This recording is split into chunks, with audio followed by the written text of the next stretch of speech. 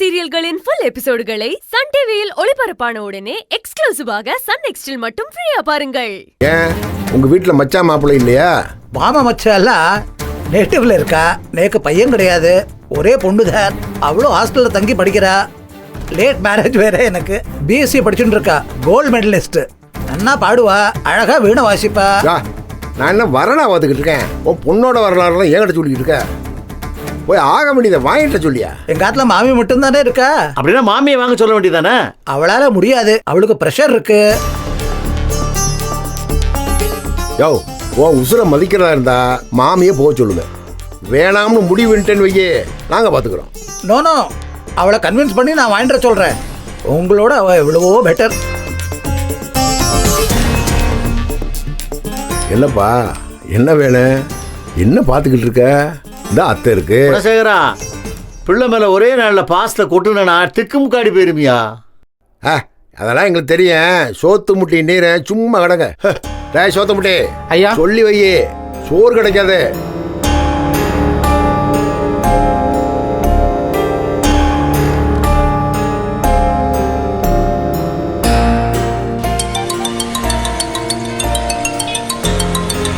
ஐயோ, என்ன பேசுறான்னு தெரியலையே.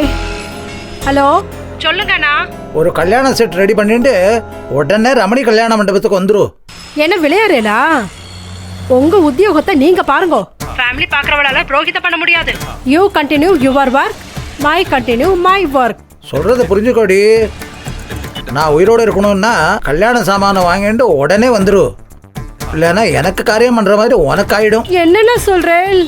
ஏண்டி, ஒரு கடங்காரன் சொன்னான்னு சொல்லி கல்யாணத்துக்கு நாள் குறிக்க வந்தேன். வந்து பார்த்தா இன்னைக்கே கல்யாணம் பண்ணணும்னு மிரட்டுறா.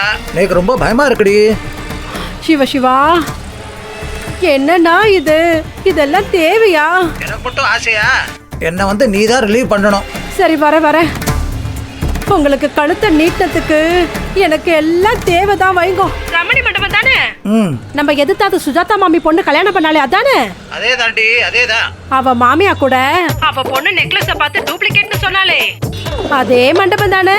அது ரொம்ப முக்கியண்டி. நோக்கு, உனக்கு நினைப்பு இருக்கோ இல்லையோ, அதே ரமணி கல்யாண மண்டபம் தான். சீக்கிரம் வந்துரும், என் உசுரை காப்பாத்து. வா. சரிண்ணா, வரேன். வைங்கோ. உன் கையில தாண்டி என் உசுரே இருக்கு. இத வந்துட்டேன். இந்த மனுஷனுக்கு என்ன? ஐயோ, என்னன்னு தெரியலையே.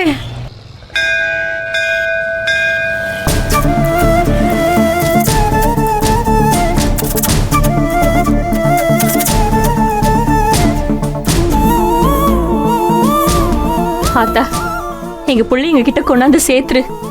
இதுக்கு மேல எதையும் தாங்குற சக்தி எங்க கிட்ட இல்ல. எங்களுக்கு துணையா நில்லு.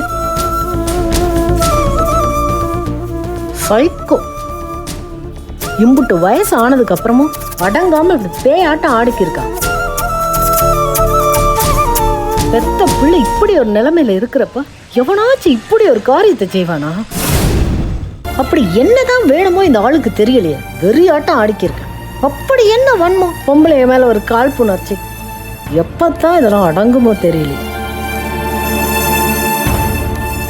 அக்கா, நீங்க மனசு விட்டுறாதீங்க. நீங்க பட்ட கஷ்டத்துக்குலாம் கண்டிப்பா ஒரு பதில் கிடைக்கும். நிச்சயம் நம்ம புள்ள நம்ம கிட்ட வந்துரும் பாருங்களேன். கவலைப்படாதீங்கக்கா. என்னக்கா உடம்பெல்லாம் கதை கதைன்னு இருக்கு? ஐயோ அக்கா, என்னாச்சுக்கா? ஒண்ணும் இல்ல நந்தினி, எனக்கு ஒண்ணும் இல்லையா? நிஜமா? சொல்லுதுக்கா, ஒரு மாதிரி கதை கதைன்னு இருக்கே. ஒண்ணும் இல்ல, காய்ச்சல் அடிக்குதா?